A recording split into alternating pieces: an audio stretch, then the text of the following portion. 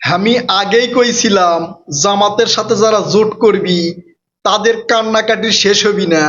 জামাত বাঁশ দেওয়ার জন্য জোট করতেছে। আজকে সেটাই প্রমাণ হলো। নিউজটা দেখেন, সমকালে প্রকাশ হয়েছে জামাতের আচরণে নাখোশ শরিক দলের নেতারা।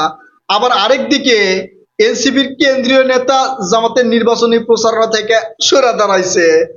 তারা কেন জামাতের সাথে জোট করেছে সব তথ্য ফাঁস করে দিছে।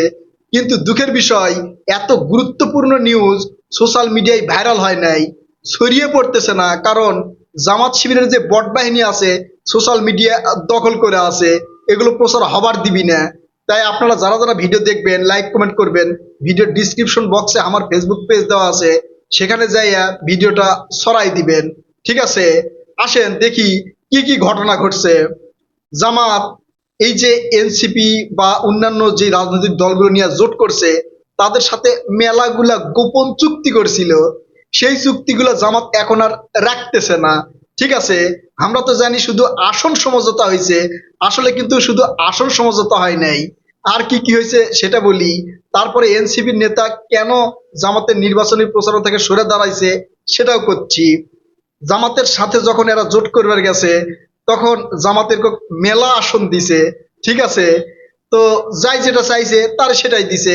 এনসিপি রে দিছে 30টা, খেলাফত মজলিস তারে দিছে প্রায় 35টা। ঠিক আছে না? দেওয়ার সময় তাদের সাথে কথা ছিল নির্বাচনী প্রচারণার মাঠে জামাত তাদের প্রার্থীদের সহযোগিতা করবে প্রচারণার ক্ষেত্রে। আবার তাদের যদি প্রচার প্রচারণায় টাকার দরকার হয়, টেকা টেকা, সেই টেকাও দিবে জামাত। এখন জোট শরিকের দলের নেতারা চিন্তা করছে, ওরে বাবা হনু কিরে, নির্বাচনে জয়ী হই বা না হই, টেকা তো পাবো টেকা, তাই না? তো জামাত টেকা দিচ্ছে। এখন এসে যখন নির্বাচনী মাঠে নামছে সবাই, পোস্টার লাগবে, ব্যালট লাগবে, কর্মীদের সাথে নিয়ে যাবে, তাদের চা খরচ দেওয়া লাগবে, এছাড়াও মেলা কিছু দেওয়া লাগবে। তো জামাতের কাছে কইছে, আপনি যে আমাকে কইছিলেন নির্বাচনী প্রচারণায় এবং নির্বাচনে সার্বিক সহযোগিতা করবেন, তো এখন আপনার কর্মীরাও তো আমাকে সহযোগিতা করতেছে না। আবার এই যে ব্যালট পোস্টার এগুলো যে ছাপাবো, কিছু কর্মী পিছনে নিয়ে ঘুরবো, তো তাদের কিছু খরচ আছে, টেকা দেন টেকা, আপনার তো মেলা টেকা। হ্যাঁ, আপনার এই যে ইসলামী ব্যাংক, বিভিন্ন হাসপাতাল, কর্মীদের কাছ থেকে চাঁদা, মেলা টাকা আপনার, আমাকে দেন টাকা। এখন জামাত করছে যে দেখেন সেগুলো তো আগের কথা, তাই না? তো এখন দেওয়া তো আর সম্ভব হবি না, তাই আর দিচ্ছে না। মাঠে মারা, বুঝছেন? এনসিপির 18টা আসনে, মানে 30টা আসনের মধ্যে 18টা আসনে যে সকল প্রার্থী দিয়েছিল এনসিপি, তারা নির্বাচনী প্রচার প্রচারণা চালাতে পারতেছে না। বুঝতে পারছেন? এই টেকার অভাবে জামাতের দিকে তাকা ছিল। জামাত এখন পিস্টান নিছে। মানে কিভাবে পিস্টান নিছে বুঝতে পারছেন? আমি কিন্তু মেলা আগে কইছিলাম জামাত এরকম করে বাঁশ দিবি। আমার আগের ভিডিওগুলো দেখে আইসেন যে কিভাবে জামাত গাছে টেনে গাছে তুলে দিয়ে মই টান দিবে। তো গরিবের কথা বাসি হলে মিষ্টি লাগে, আমার কথা তখন ভাল লাগে নাই, এখন ভাল লাগতেছে। ঠিক আছে, এছাড়াও জামাত যে এক্স হ্যান্ডেল নাটক সাজাইছিল, মানে টুইটারে যেটা প্রচার করছে জামাতের আমির, এখন সে বলতেছে তার অ্যাকাউন্ট হ্যাক হয়েছিল। এই নাটকটা করার কারণ কি জানেন? এই নাটক কেন করেছে সেটাও বুঝে যাবেন। এখন এই শরিক দল যখন জামাতকে চাপ দিচ্ছে, তখন জামাত বলতেছে বাপ আমি আর পারবো না। ঠিক আছে, একই সাথে জামাতের 8 জন প্রার্থী বিভিন্ন শরিক দলের যে প্রার্থীগুলোর সাথে আসন সমঝোতা করছিল, সেখান থেকে প্রার্থীতে বাতিল করে নাই। অর্থাৎ শরিক দলের প্রার্থীও আছে, এনসিপির প্রার্থীও আছে, জামাতের প্রার্থীও আছে। হ্যাঁ, জামাতের কথা ছিল সেগুলোতে জামাতের প্রার্থী থাকবে না, শুধু যাদেরকে আসন ছেড়ে দিবে, সমঝোতা করবে, তাদেরই প্রার্থী থাকবে। সেখান থেকে সরে দাঁড়ায় নাই। বুঝতে পারছেন জামাত কিভাবে বাঁশ দিচ্ছে? তো এখন কি হবে, ভোটগুলো ভাগ হয়ে যাবে। আর জামাতের নেতা যেখানে আগে থেকেই ছিল, যারা হচ্ছে প্রার্থীদের বাতিল করে নাই, তাদের কর্মীরা বেশি, তারা আগে থেকেই ওখানে পরিচিত। নতুন করে এনসিপি গেছে, খেলাফত মজলিস গেছে, তো তারা তো আর সুযোগ পাবি না, তাই না? একবারে ওই যে বলে না সামনে বাঁশ, পিছনে কি যেন নদী কুমির, আর কি এই নদী কুমির বাঁশ শুরু করেছে হচ্ছে জামাতে ইসলাম। এখন এগুলো কিন্তু আমার কথা না, এগুলো পত্রিকায় প্রকাশ হয়েছে।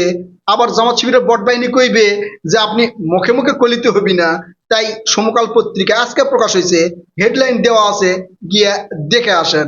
ঠিক আছে, এখন এত কিছু করে যখন জামাতকে আর রাজি করাতে পারতেছে না, টেকাও দিচ্ছে না, নির্বাচনী প্রচারণায় সহযোগিতা করতেছে না, তখন এই এনসিপির কেন্দ্রীয় নেতা জামাতের নির্বাচনী প্রচার প্রচারণা থেকে সরে দাঁড়াইছে, বুঝছেন? এরপর আরো হবি, আরো হবি। খালি কয়েকজন শীর্ষ নেতা যারা আছে, যেমন হাসনাত আব্দুল্লাহ, তারপরে নাহিদ ইসলাম, সার্জিস আলম, নাসিরউদ্দিন পাটোয়ারি, এদেরকে ঠিক রাখতেছে যে তোমাদের এখানে আমরা আসি আসি একসাথে আসি। আবার এই নাহিদ ইসলামকে সাথে নিয়ে নিয়ে ঘুরতেছে হাঙ্কারের জামাতের আমির ডক্টর শফিকুর রহমান স্যার, বুঝছেন? এখন মানে এই কয়েকজন আসলেই হবে, আর বাকিগুলা যেখানে যায় যাক। তো এইভাবে জামাত বাঁশ দিবে তার শরিক দলকে। ঠিক আছে, এখন এই পত্রিকার সাংবাদিক জিজ্ঞাসা করছিল জামাতের যে নির্বাচনী পরিচালনা কমিটি আছে সেখানে, তো বলছিল যে আপনাদের বিরুদ্ধে এই যে প্রচারণার যে সহযোগিতা করা ছিল সেই সহযোগিতার মানে আপনারা করছেন না, এমন ধরনের অভিযোগ করছে। তখন ওই নির্বাচন কমিটির যে ইয়া আছে, মানে যার সাথে কথা হয়েছে, সে কইছে যে আসলে তাদের আসল অভিযোগটা হচ্ছে তাদেরকে টাকা দেওয়ার কথা। ঠিক আছে, কিন্তু এই টাকা দিবার পারছি না, তারা টাকার দাবি করছে, আমরা টাকা দিবার পারছি না। এটাই হচ্ছে বড় অভিযোগ, বুঝতে পারছেন? মানে খালি ধান্দা আর ধান্দা, ধান্দা আর ধান্দা। নির্বাচনে জয়ী হই বা না হই, জামাত যদি 50 লাখ টাকা দেয়, 5-10 লাখ টাকা খরচ করে বাকি 40 লাখ টাকা থেকে গেল, তাই না? কি যে মজা, নির্বাচন কি মজা রে, খালি টাকা আর টাকা। তো যাই হোক, সেটাই বাঁশ দিয়ে দিচ্ছে জামাতে ইসলাম। হ্যাঁ, টাকা আর দিচ্ছে না। আবার এনসিপির নির্বাচনী পরিচালনা কমিটির সাথে কথা বলছে সাংবাদিক, তো ওখান থেকে বলছে যে এই যে গুজব রটিয়ে দেওয়া হচ্ছে জামাত প্রত্যেকটা প্রার্থীরে 1.5 কোটি করে টাকা দিচ্ছে, হাঙ্করক 1 টাকাও দেয় নেই।